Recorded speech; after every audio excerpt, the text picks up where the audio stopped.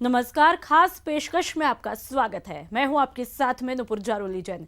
प्रचंड जीत के बाद अब निगाहें टिकी है मोदी सरकार के भव्य शपथ ग्रहण समारोह पर। कल नरेंद्र मोदी दूसरी बार पीएम पद की शपथ लेंगे। इसके लिए विदेशी मेहमानों के साथ ही देश भर से सियासी और गणमान्य लोगों को न्योता भी भेजा गया है। जहां पर लगातार दूसरी बार केंद्र में सरकार बनाने का करिश्मा दिखाने से बीजेपी जोश में है, तो जनता के मन में भी काफी उम्मीदें हैं। आखिर न्यू इंडिया के सपने को पूरा करने में मोदी सरकार की अहम भूमिका जो होगी, और इसके लिए देश को इंतजार है शपथ ग्रहण पार्ट 2 का। नरेंद्र दामोदर दास मोदी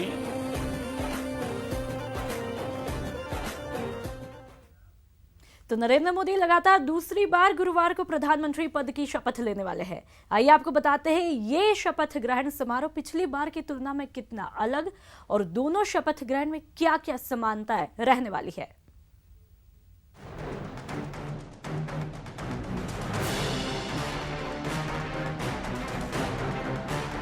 6,000 मेहमान, 14 देशों के प्रतिनिधि, कई देशों के राजदूत, तमाम प्रदेशों के मुख्यमंत्री, अलग अलग पार्टियों के प्रमुख, फिल्म स्टार और सेलिब्रिटी और अलग अलग क्षेत्रों के दिग्गज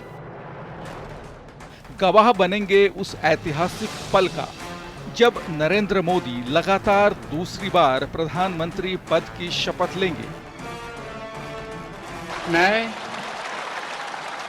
मैं नरेंद्र दामोदर दास मोदी ईश्वर की शपथ लेता हूं कि मैं विधि द्वारा स्थापित भारत के संविधान के प्रति सच्ची श्रद्धा और निष्ठा रखूंगा। 26 मई 2014 की ही तरह इस बार भी नरेंद्र मोदी प्रधानमंत्री पद की शपथ राष्ट्रपति भवन के बाहरी प्रांगण में लेंगे। आमतौर पर प्रेसिडेंट हाउस के दरबार हॉल में पीएम पद की शपथ दिलाई जाती है, लेकिन ये चौथा मौका है जब पीएम पद की शपथ दरबार हॉल की जगह राष्ट्रपति भवन के बाहरी प्रांगण में दिलाई जाएगी। सबसे पहले 1990 में चंद्रशेखर ने बाहरी प्रांगण में पीएम पद की शपथ ली थी। फिर 1998 में अटल बिहारी वाजपेयी ने बाहरी प्रांगण में पीएम पद की शपथ ली और तीसरी बार 2014 में नरेंद्र मोदी ने बाहरी प्रांगण में पीएम पद की शपथ ली और अब एक बार फिर 2014 की ही तरह मोदी राष्ट्रपति भवन के बाहरी प्रांगण में शपथ लेंगे। हालांकि कई मायनों में इस बार का शपथ ग्रहण समारोह 2014 की तुलना में अलग होने वाला है, क्योंकि 2014 में करीब 4,000 मेहमान शपथ ग्रहण समारोह में आए थे। अब की बार 6,000 मेहमानों को शपथ ग्रहण समारोह में बुलाया गया है। 2014 में सार्क देशों के प्रतिनिधियों को शपथ ग्रहण समारोह में बुलाया गया था, तो इस बार सार्क की जगह बिम्स्टेक में शामिल देशों को न्योता दिया गया है। 2014 में पाकिस्तान के प्रधानमंत्री नवाज शरीफ शपथ ग्रहण समारोह में आए थे, लेकिन अब की बार शपथ ग्रहण समारोह के लिए इमरान खान को नहीं बुलाया गया है। 2014 में पीएम मोदी की शपथ ग्रहण के लिए शाम 6 बजे का वक्त था। इस बार पीएम मोदी की शपथ ग्रहण के लिए शाम 7 बजे का वक्त रखा गया है। पीएम मोदी के शपथ ग्रहण के लिए प्रेसिडेंट हाउस ने 2 दिन पहले से ही तैयारियां शुरू कर दी थी, जिसके तहत मेहमानों के बिठाने की जगह से लेकर डिनर के मेन्यू तक की तैयारियां शामिल हैं। आइए आपको बताते हैं कि क्या-क्या तैयारियां इसके लिए की गई हैं।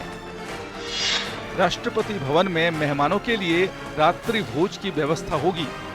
रात्रि भोज में मेहमानों को दाल रायसीना भी परोसे जाने की व्यवस्था है। मेहमानों को राजभोग के स्वाद का आनंद लेने का भी मौका मिलेगा। रात्रि भोज में वेज के साथ नॉनवेज खाने की भी व्यवस्था की गई है। शपथ ग्रहण समारोह में सबसे पहले नरेंद्र मोदी पीएम पद की शपथ लेंगे और उनके बाद दूसरे नेताओं को मंत्री पद की शपथ दिलाई जाएगी। शपथ समारोह के बाद पीएम मोदी का मंत्रिमंडल के सदस्यों और मेहमानों के साथ फोटो सेशन का भी कार्यक्रम होगा। यानी ये शपथ ग्रहण समारोह कई मायनों में खास होने वाला है। Bureau report, news 18 network. Narendra Modi के शपथ ग्रहण समारोह को लेकर के तैयारियां जोरों पर है और नजरें टिकी है कि मोदी की नई कैबिनेट पर किसे मिलेगी मोदी कैबिनेट में जगह, कौन बनेगा देश का अगला गृह मंत्री और किसके पास होगी खजाने की जिम्मेदारी। दमदार जीत, अब प्रभावकारी कैबिनेट। मोदी कैबिनेट पार्ट 2 में किसको मिलेगा मौका। प्रचंड जीत के बाद सत्ता में वापसी ने बीजेपी का जोश बढ़ाया है तो देश की उम्मीदें भी परवान चढ़ रही हैं। 30 मई को मोदी सरकार पार्ट 2 का आगाज होगा। इस दिन बीजेपी संसदीय दल के नेता चुने गए नरेंद्र मोदी लगातार दूसरी बार पीएम पद की शपथ लेंगे और साथ ही आकार लेगा मोदी कैबिनेट पार्ट 2। और इसी को लेकर कयासों का दौर जारी है कि किसे मिलेगी मोदी की नई कैबिनेट में जगह। नई मोदी कैबिनेट में अगले गृह मंत्री और वित्त मंत्री के नाम पर सभी की नजर है, लेकिन सबसे बड़ा सवाल है कि क्या बीजेपी अध्यक्ष अमित शाह भी इस बार मोदी सरकार का हिस्सा होंगे। अगर अमित शाह मोदी कैबिनेट में शामिल होते हैं तो जाहिर सी बात है कि उन्हें कोई कद्दावर मंत्रालय ही मिलेगा। कयासों के मुताबिक अमित शाह को गृह मंत्रालय, रक्षा मंत्रालय या विदेश मंत्रालय की जिम्मेदारी दी जा सकती है। मोदी सरकार के एजेंडे को आगे बढ़ाने और न्यू इंडिया के सपने को साकार करने के लिए वित्त मंत्रालय की अहमियत होगी। अरुण जेटली के मंत्रिमंडल में शामिल होने से इनकार के बाद अब देश को नया वित्त मंत्री मिलेगा। जेटली ने अपने स्वास्थ्य कारणों का हवाला देते हुए कहा है कि वो मंत्रिमंडल में शामिल नहीं हो सकते। विदेश मंत्री सुषमा स्वराज क्या मोदी कैबिनेट 2 का हिस्सा होंगी?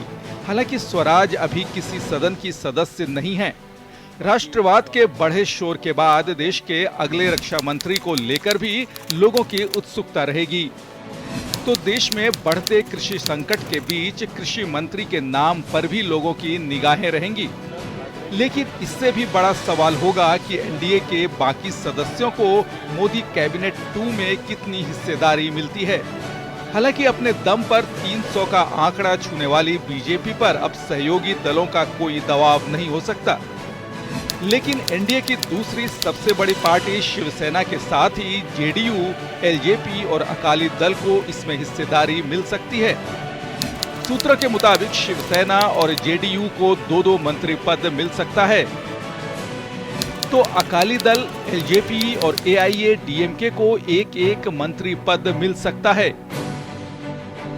तो इसके बाद बिहार और महाराष्ट्र से आने वाले मंत्रियों की संख्या हो सकती है। खास बात यह भी है कि इसी साल नवंबर तक 3 राज्यों महाराष्ट्र, हरियाणा और झारखंड में विधानसभा चुनाव होंगे, तो इन राज्यों को मंत्रिमंडल में खास तवज्जो मिलनी तय है। तो 2019 में आश्चर्यजनक जीत देने वाले पश्चिम बंगाल को मोदी कैबिनेट में बड़ा प्रतिनिधित्व मिलेगा। खासकर 2021 में पश्चिम बंगाल में होने वाले विधानसभा चुनाव के मद्देनजर इसकी पूरी संभावना है। वहीं ओडिशा, तेलंगाना और कर्नाटक से 2014 के मुकाबले ज्यादा सांसद मिलने के बाद अब इन राज्यों को कैबिनेट में भी ज्यादा प्रतिनिधित्व मिलने की पूरी संभावना है। वहीं बीजेपी को क्लीन स्वीप विजय देने वाले राज्यों गुजरात, राजस्थान, हरियाणा और दिल्ली को भी मोदी कैबिनेट में क्षमता के हिसाब से जगह जरूर मिलेगी। मोटे तौर पर देखें तो बड़ी सफलता के बाद अब कैबिनेट निर्माण को लेकर लोगों की नजरें रहेंगी, क्योंकि अगले 5 साल में देश का विकास मोदी कैबिनेट 2 की दिशा पर ही तय होगा। Bureau report, news 18 network.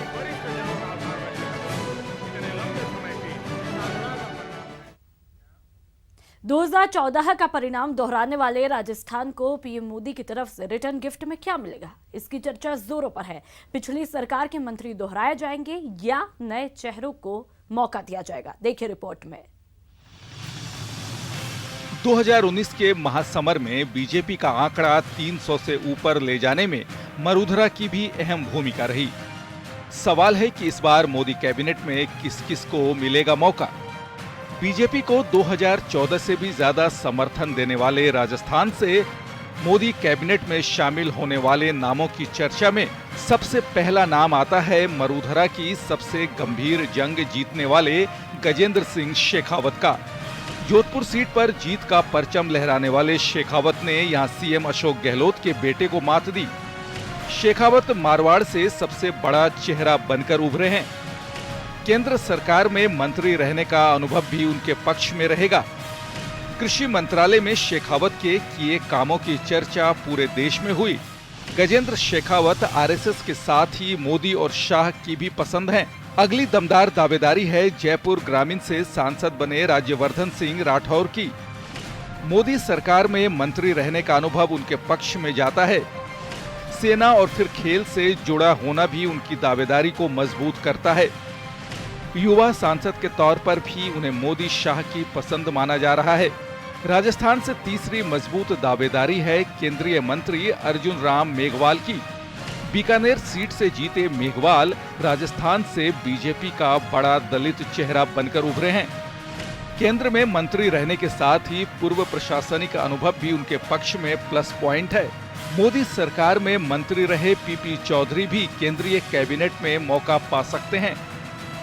पाली सीट से जीते चौधरी कानून के जानकार हैं। उन्हें अरुण जेटली के सहयोगी के तौर पर भी जाना जाता है।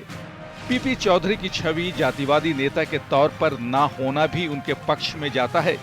ये वो चार चेहरे हैं जो एनडीए सरकार में राजस्थान कोटे से मंत्री रहे हैं। अभी चारों ही राज्य मंत्री हैं, लेकिन इस बार कम से कम एक का दर्जा कैबिनेट मंत्री का हो सकता है। ये अधिकार प्रधानमंत्री जी का है। अब प्रधानमंत्री जी किसको लेंगे, क्या लेंगे, अपना आप लेंगे, बहुत अच्छा मंत्रिमंडल बनेगा। सबका साथ सबका विकास, इसी तरह सबको साथ देंगे।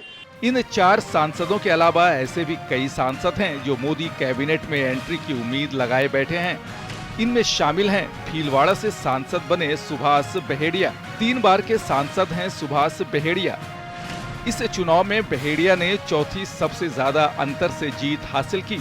चूरू सीट से सांसद राहुल कसवा भी मोदी कैबिनेट के लिए दावेदारी पेश कर सकते हैं। 2 बार के सांसद हैं राहुल कसवा। शेखावाटी इलाके में कसवा परिवार का सियासी दबदबा है। देश की शिक्षा नगरी के नाम से मशहूर कोटा के सांसद ओम बिड़ला भी मोदी कैबिनेट के संभावित चेहरे हो सकते हैं। सॉफ्ट छवि और वैश्य नेता के तौर पर उनका पक्ष मजबूत बनता है। पिछली बार भी मोदी कैबिनेट के लिए उनका नाम चला था, तो बाड़मेर से सांसद बने कैलाश चौधरी के नाम की भी चर्चा है। मानवेंद्र सिंह जैसे दिग्गज को मात देना उनके पक्ष में जाता है। पूर्व विधायक कैलाश चौधरी आरएसएस की भी पसंद हैं। पूर्व केंद्रीय मंत्री जसकौर मीना भी संभावित चेहरों में शामिल हैं। मरुधरा से महिला उम्मीदवार के तौर पर उनको तरजीह मिल सकती है।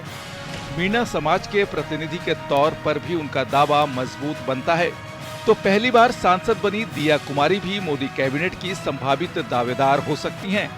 दिया कुमारी को केंद्रीय नेतृत्व की पसंद बताया जाता है। जयपुर राजघराने के सदस्य के तौर पर भी उनका पक्ष मजबूत बनता है। वहीं कुछ ऐसे भी नाम हैं जिनके दिल में भी मोदी कैबिनेट में शामिल होने के सपने हैं। ये पार्टी का विषय है और पार्टी को जैसा उचित समझेगा। हम तो सेवा पे तत्पर हैं और जिस भी स्थान पर, जिस भी कर्म पर हमें पार्टी सेवा के लिए उपयुक्त समझेगी और सेवा के लिए उपयुक्त समझा है। जनता ने समझा, पार्टी ने समझा, पहले फिर जनता ने समझा है। मेरा उद्देश्य है समाज में काम करना। वो जहाँ ड्यूटी लगाएंगे वहाँ काम करेंगे। वो सांसद के रूप में काम लेंगे या और कहीं काम लेंगे, ये प्रधानमंत्री की ड्यूटी है। मैं समझता हूँ मैं जहाँ हूँ, जितना हूँ उतना संतुष्ट हूँ। मुझे जितना दिया आप सबके आशीर्वाद सहयोग से बहुत कुछ दिया, मैं संतुष्ट हूँ। तो आप नहीं बनना चाहते अगर पीएम नहीं जिम्मेदारी देंगे तो? नहीं, कुछ देगा तो मना कौन करेगा। लेकिन ये बात भी साफ है कि ये चुनाव मोदी के नाम पर लड़ा गया, लिहाजा वरिष्ठता, अनुभव और जाति जैसे फैक्टर मोदी कैबिनेट में शामिल होने के लिए नाकाफी होंगे। कैमरा पर्सन मानसिंह के साथ सौरभ गृहस्थी, न्यूज़ 18 राजस्थान, जयपुर।